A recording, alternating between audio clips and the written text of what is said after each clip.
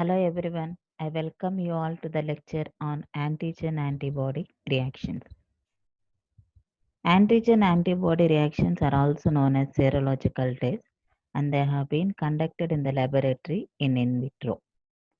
Antigen-antibody reaction is a specific chemical interaction that occurs between antibody, which is produced by the B cells of WBC cells, and antigen. So the reaction between the antibody and antigen develops antigen and antibody reaction. And this reaction occurs during immune reaction. And there are three stages of antigen and antibody reactions: primary, secondary, and tertiary stage. In the primary stage, when the antigen and antibody, that is, a specific antigen and specific antibody binds together, they develop the reaction. In the primary stage, the reaction is rapid and sometimes it may be reversible. That means the antigen and antibody will get dissociated. In the secondary stage, the reaction occurs as precipitation, agglutination, or lysis of the cells. In the tertiary stage, it causes destruction of the antigens. These are the general features of antigen antibody reactions. The reaction is specific and there is no denaturation of the antigen and antibody reaction. And the combination of antigen and antibody is firm, but sometimes it is reversible. Both antigen and antibody are multivalent and both antigen and antibodies participate in the reaction and develops or forms precipitates or agglutinates. The measurement of antigen and antibody reaction is in terms of mass or units or titer.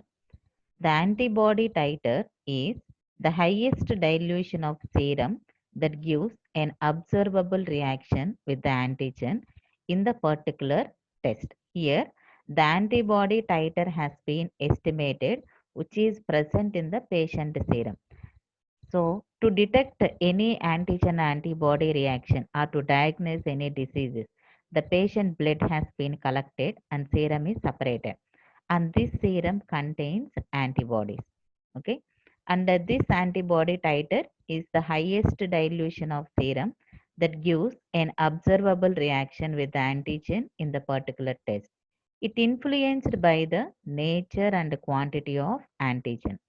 And antigens may also be titrated against sera directly. Directly it can be titrated with sera or else it can be titrated with antibody. Antibody is the pure form and sera contains antibodies. And the two parameters used for uh, serological tests are sensitivity and specificity. Sensitivity means even a minute quantity of antigen or antibody present in the sample can be detected. So when a test is highly sensitive, there are chances of false negative results will be absent. Specificity is ability to detect a reaction between homologous antigen and antibody. In a highly specific test, false positive results will be absent. And the types of antigen antibody reactions are: the first type, precipitation reactions. So the precipitation reactions occurs when a soluble antigen combines with the antibody in presence of an suitable electrolyte at a temperature 37 degrees centigrade and pH 7.4. It forms antigen antibody complex in the form of an insoluble precipitate. Here, the antigen that has been involved in the precipitate formation is known as precipitinogen and the antibody is known as precipitin. If the precipitate remains suspended as follicles, then the reaction is known as flocculation. And the mechanism of precipitation reaction was described by Marak as lattice hypothesis. And according to this hypothesis, a multivalent antigen combines with bivalent antibody in varying proportions and depending on antigen antibody reaction mixture. Here you can see the graphical representation of lattice hypothesis proposed by Mark. Here, to a fixed concentration of antibody, an increasing concentration of antigen is added. Initially, the antibody concentration will be more and the antigen concentration is low. So here you can see the antibody, this is a Y-shaped structure is antibody. So more antibodies has been present, but less number of antigens are present. And most of the sites present on the antibody are kept vacant. So this is the zone of antibody excess and antigen less. And still with the increasing in concentration of antigen, there exists a zone of equivalence. Here the zone of equivalence are all the binding sites of antigen and antibody are combined together and forms an agglutination or precipitation types of reactions. And in the zone of equivalence, you can observe the precipitate formation. If still the antigen concentration has been increased, then what happens? All the sites of antibody will fill and some of the antigens are left over without binding to that of the antibody. And this zone is known as antigen excess zone. And the applications of these precipitation reactions are they are highly sensitive for the detection of antigen and they are used in the diagnosis of infectious diseases and in forensic medicine in the identification of blood and semen stains on weapons and clothing or in other criminal investigations. And they are used in detection of food adulterants and detection of unknown antibody. And the types of precipitation reactions, the precipitation reactions occurs in liquids and occurs in the gels. In liquids, they are ring test, slide test, and tube test. In gels, they are single or double diffusion in one dimension, single or double diffusion in two dimension, counter current electrophoresis, and rocket electrophoresis. So in a ring test, here in a positive case, a ring of white precipitate is formed at the junction of the two liquids. This is a ring of positive test, ring formed as a white precipitate in the positive test. In this test, first the antibody has been taken in the test tube, then it is overlaid with the antigen. Now the antigen and antibody will move towards each other and at a zone of equivalence it forms a precipitin line. This is precipitin line. And the formation of precipitin line indicates positive test. Example for this test is Ascoli's thermoprecipitin test. Next slide test. In on the microscopic slide, a drop of antigen antibody has been placed and mixed by keeping on the rotor. And during mixing process, if it develops floccules, here you can see the development of floccules, then it is positive test. It is example for it. This test is test for syphilis. And in tube test, in the tube test has been performed in test tube. In antigen antibody has been mixed in the test tube and incubated. And after incubation, if you observe the precipitation, then that indicates the positive test. And example for this test is Kahn test is a tube flocculation test used for diagnosis of syphilis. Next, precipitation in gels. Here, the gel precipitation tests are more advantageous than liquid precipitation test because the gels, in the gels, the bands has been formed. As a precipitin line, it forms a bands in the gel and these bands are stable and they can be stained and preserved. And the gels has got minute pores through which the antigens and antibodies migrate and form bands where they meet in optimum proportion. So the antigen antibody will move towards each other and they form a precipitin line. And since each antigen antibody reaction gives rise a band, so the number of bands formed in the gel indicates the number of antigens present in the reaction mixture.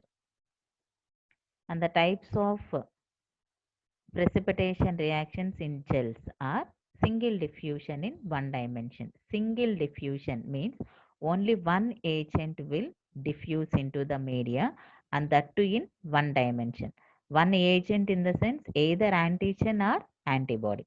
This test is also known as Audin test. Here, the antibody has been incorporated in an agar gel in the test tube. Then it is overlaid with the antigen.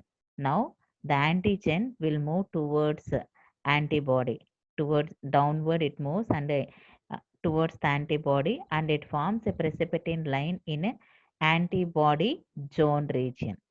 So here the moving agent is antigen. It is moving towards downward only in one dimension and it forms a precipitin line in antibody.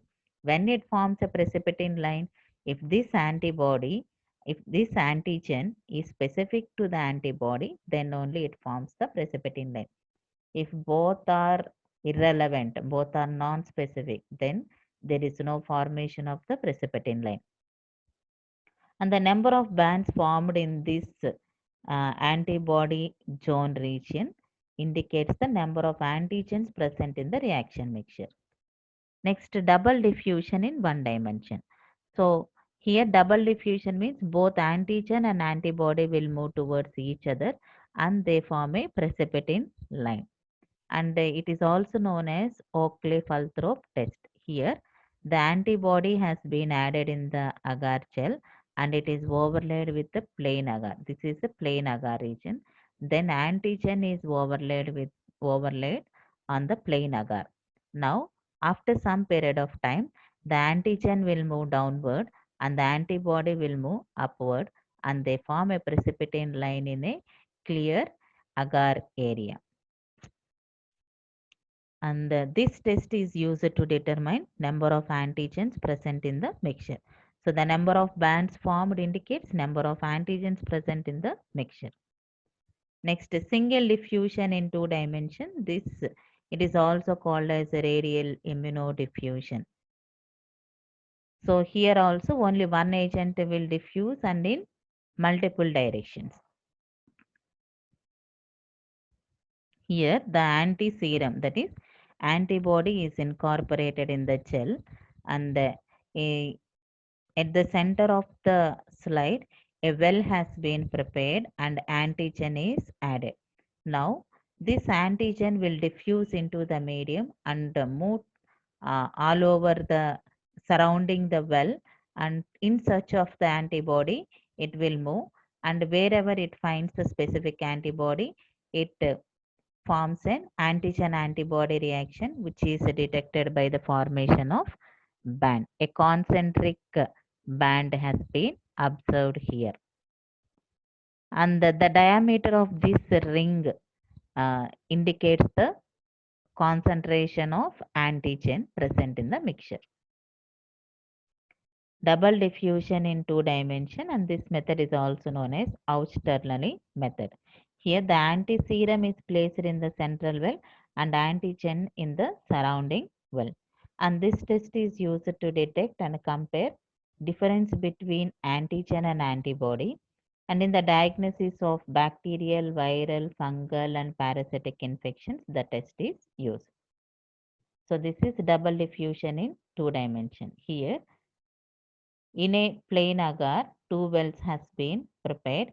In one well, anti-serum or antibody is added, and in another well, antigen is added.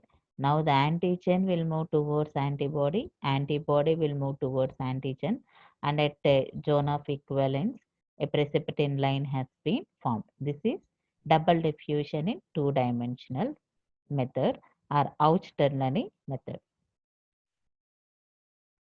Next, electroimmunodiffusion. Electroimmunodiffusion means here the diffusion of antigen and antibody in the agar medium is aided by electricity. Till now, whatever the process we have been discussed, they are devoid of electricity. The application of electricity will give more sensitive and more specific results.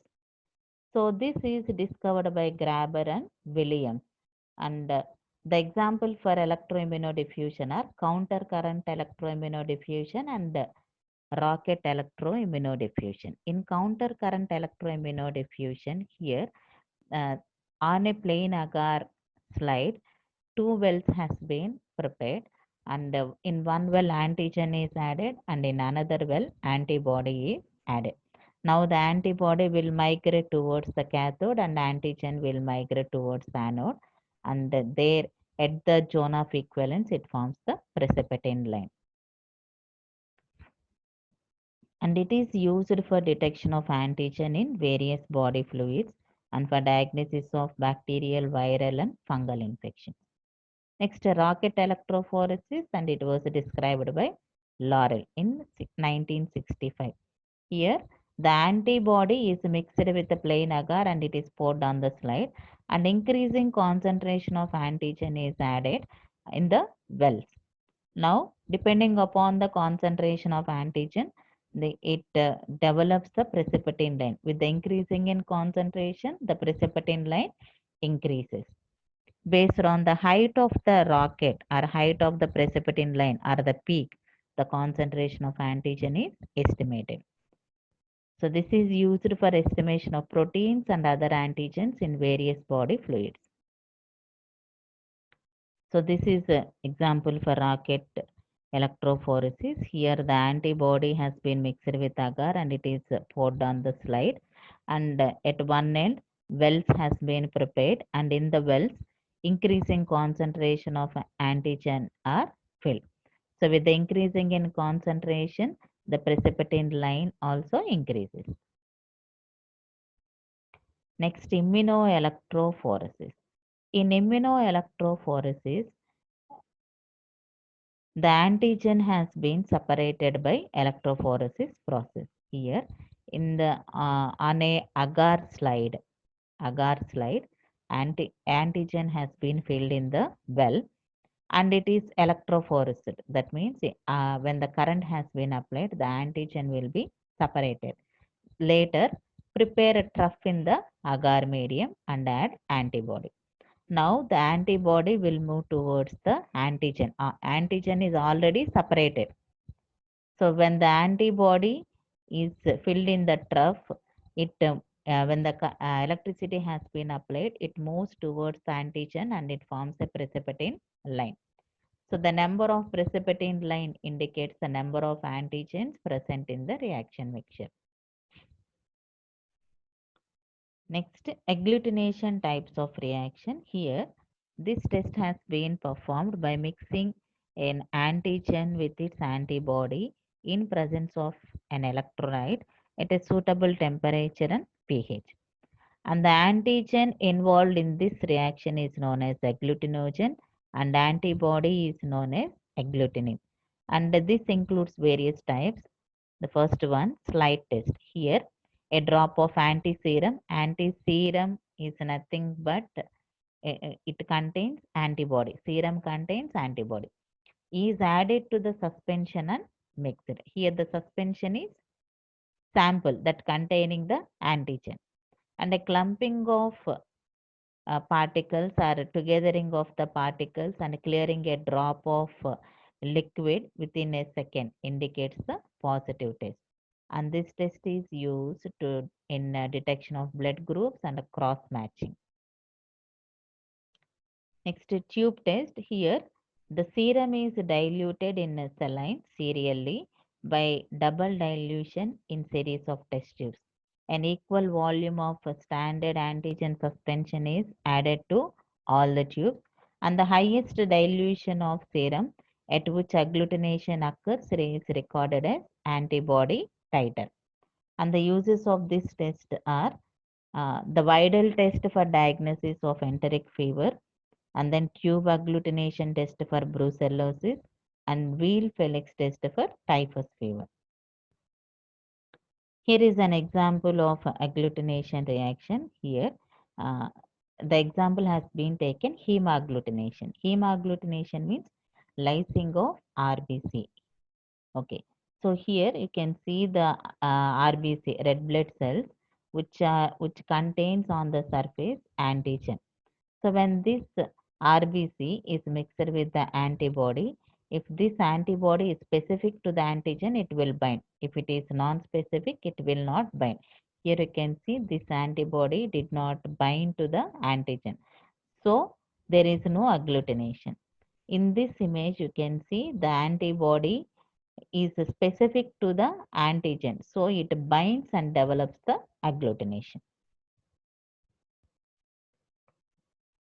And direct comb test and indirect comb test. In the direct comb test here, the blood sample from patient with immune mediated hemolytic anemia has been taken.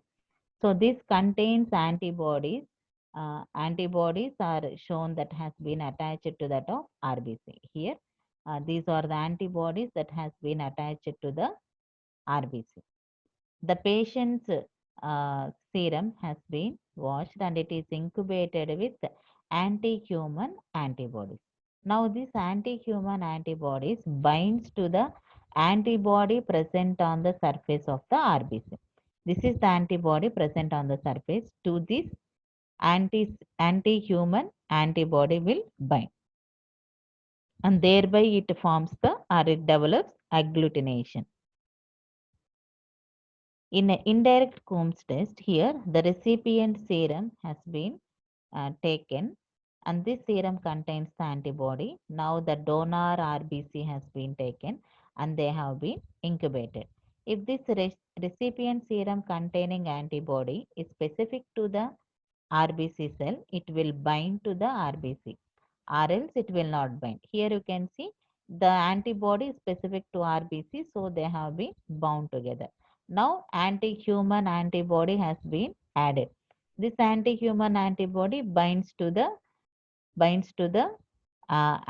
primary antibody that has been bound to RBC and thereby it develops the agglutination. So the agglutination indicates positive test.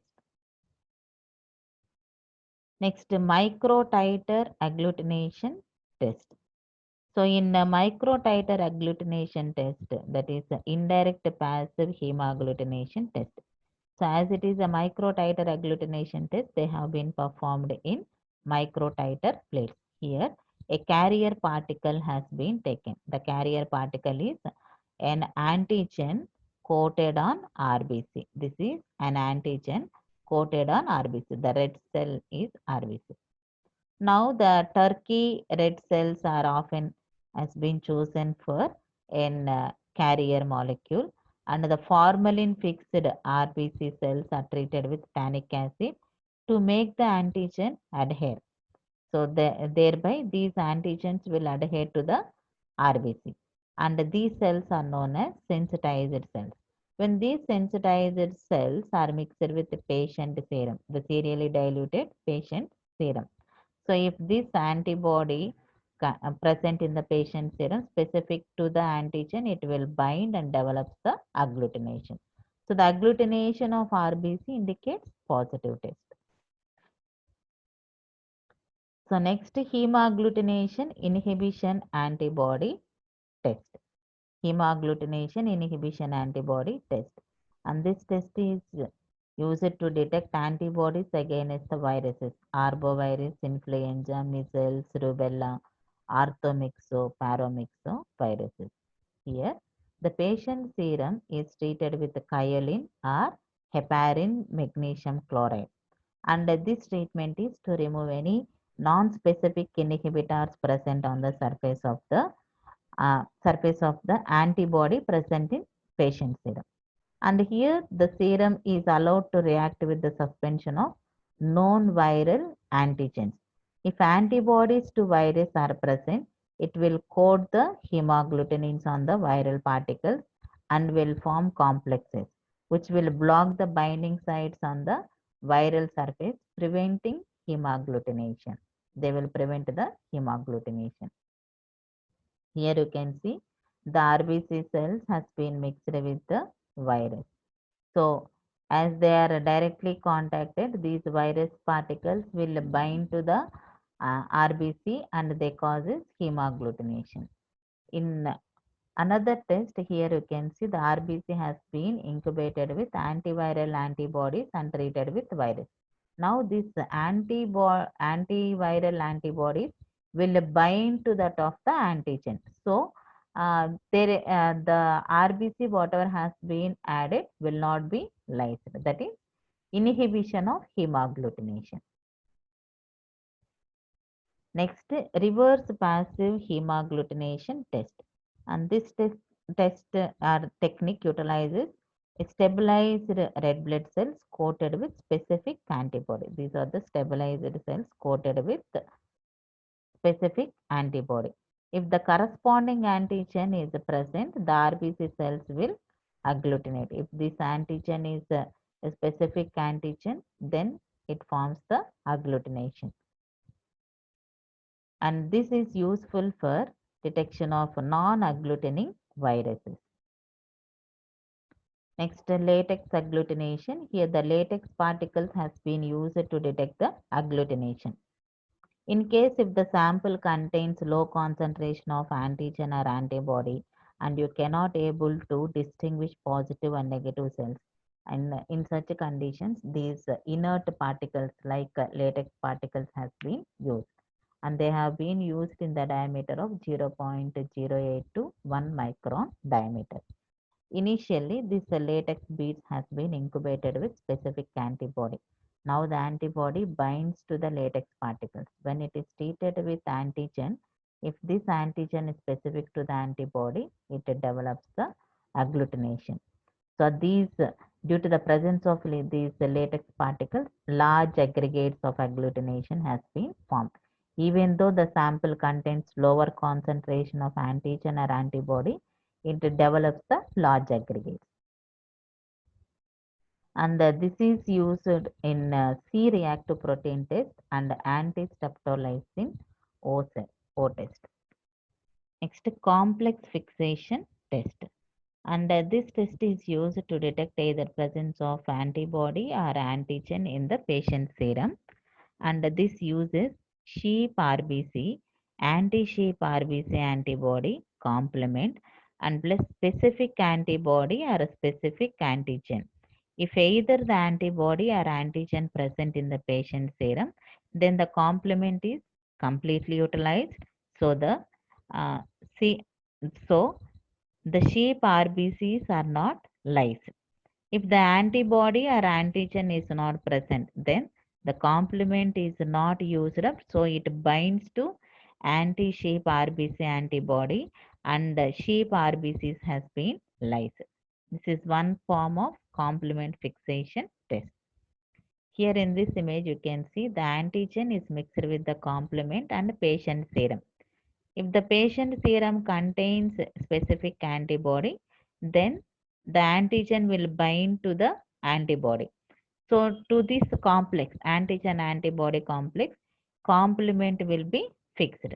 When the sheep RBC has been added, as it complement is utilized here, the sheep RBCs are not been lysed. So no hemolysis observed here. In this image, you can see when the antigen and complement are mixed with the patient serum. If the patient serum doesn't possess the antibody specific to the antigen, so there is no formation of antigen and antibody reaction. So the antigen and complement are freely present. When the sheep RBC has been added, as the complement is freely present here, it causes agglutination. That is why hemolysis occurs in this. Next, neutralization test. Here, the neutralization reaction are the reactions of antigen and antibody that involves the elimination of harmful effects of bacterial exotoxins or a virus by specific antibodies. Here, the neutralizing the toxins of bacteria or virus has been carried out. And the neutralizing substance is antibodies in case of bacteria or in or it is also known as antitoxins in case if it is a bacterial exotoxins. And it is used for diagnosis of viral infection and skick test. Skick test is to detect the diphtheria. Here you can see the toxin molecules when it is mixed with the cell, the cells, the toxins causes damage of the cells, cell damaged by toxin. Similarly, when the toxin molecules are mixed with antibodies to toxin and cells, then as the toxin is neutralized with antibodies to the toxin, so the cells are not damaged. That is toxin neutralization. And this is an example of virus neutralization. Here, the RBC and antiviral antibodies and viruses has been mixed. If this antibody is specific to the virus, then it forms antigen antibody reaction. So the RBCs are not lysed. So the virus neutralized and hemagglutination is inhibited. Next, immunofluorescence. Here, in immunofluorescence test, a fluorochrome labeled antibody is used to detect the antigen antibody reaction. So as it is fluorochrome label, it develops the fluorescence. Here, the fluorescence is a property exhibited by certain substances which absorb light rays of one particular wavelength and then release the absorbed energy by emitting rays of different wavelength.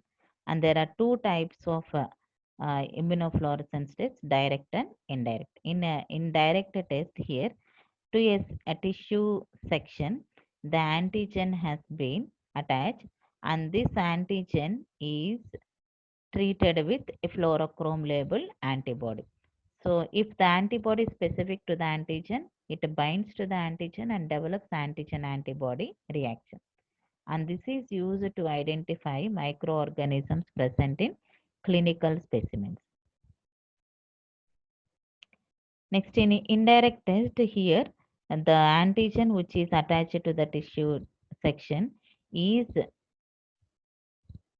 treated with unlabeled antibody. Now, if this unlabeled antibody is specific to the antigen, it binds to the antigen. And this antigen antibody reaction is detected by the secondary antibody. This secondary antibody always binds to antigen antibody reaction. It will not bind individually to antibody or antigen. So this secondary antibody is fluorochrome label antibody.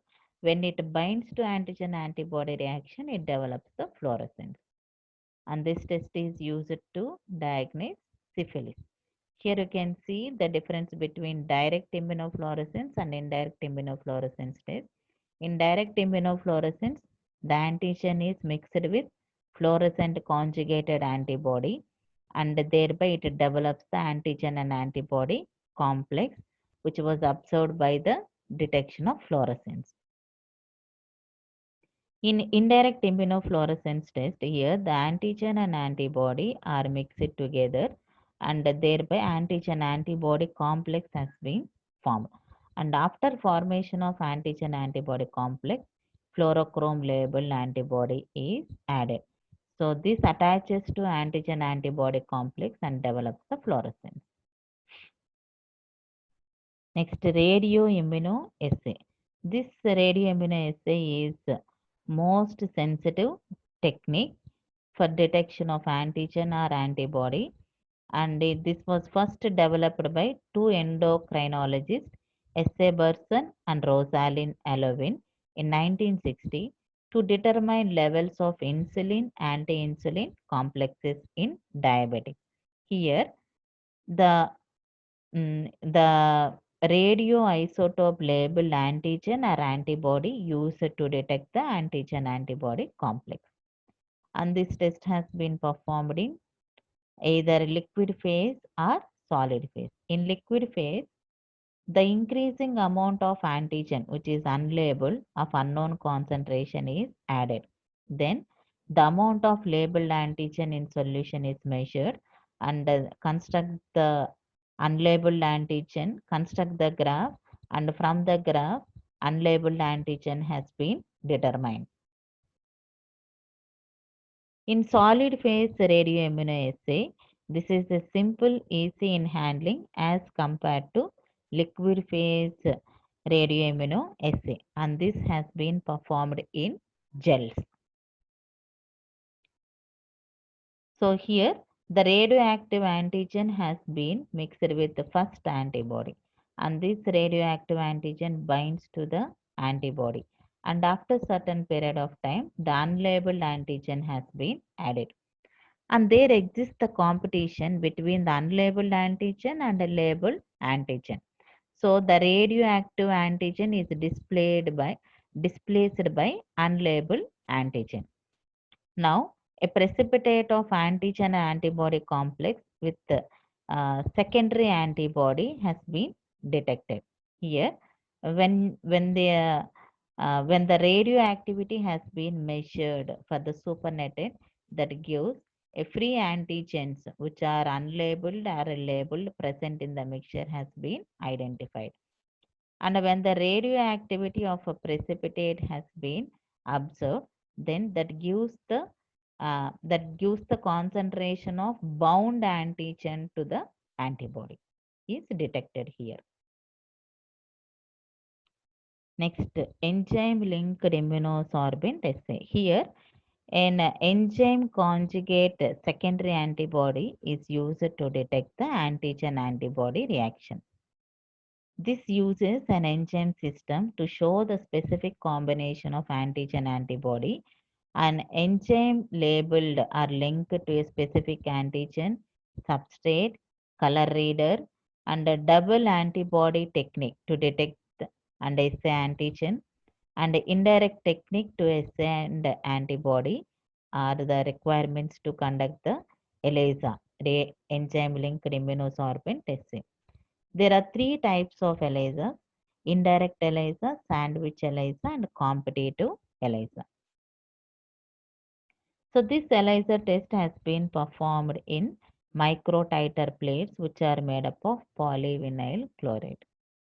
And the enzymes used in ELISA are horseradish peroxidase, alkaline phosphatase enzyme. If horseradish peroxidase enzyme is used, orthophenyl diamine dihydrochloride substrate is added to, and it develops color red or orange color. If alkaline phosphatase enzyme is used, para-nitrophenyl phosphatase substrate is used to detect the antigen antibody complex, and it develops yellow color. And the uses of ELISA are detection of viral antigens like rotavirus, hepatitis, detection of hormones and toxins, pregnancy test, and detection of antibodies in various bacterial and fungal infections like bacterial infections, Salmonella, Vibrio cholerae, Haemophilus, viral infections, rubella, HIV, herpes simplex, hepatitis B, etc. So in indirect ELISA here, the antigen coated microtiter plate has been taken and it is washed thoroughly. If any unbound antigens are present, they will be washed away. Then add the sample that containing the antibody. If this antibody is specific to the antigen, it binds and develops the antigen antibody complex, which is detected by the addition of the secondary antibody conjugated with enzyme. Now, after addition of the secondary antibody conjugated with enzyme, wash thoroughly to remove any unbound enzyme conjugate. Then, when a substrate solution has been added, if there is any change in the color, indicates positive, and if there is no change in the color, indicates negative. Similarly, in sandwich ELISA, the antibody coated wells are taken and then it is treated with the patient sample containing the antigen. Then the secondary antibody conjugated with enzyme is added. Now here the antigen is sandwiched between the primary antibody and secondary antibody, and that's why it is known as sandwich ELISA. Then after incubation, it is treated with substrate solution. So if there is any change in the color, that indicates positive test. Next, competitive ELISA. In competitive ELISA, first the antigen and antibody are incubated and then they are transferred to antigen coated plate. So here a competition exists between the primary antibody and the secondary antibody, primary antigen and secondary antigen that are coated in the wells. Then the secondary antibody conjugated with the enzyme is added and it binds to the antigen and antibody complex and there it develops the antigen antibody complex which is detected by the addition of the substrate solution. If there is any change in the color that indicates positive test. This is regarding ELISA, indirect ELISA, sandwich ELISA and competitive ELISA. Thank you for your patient listening.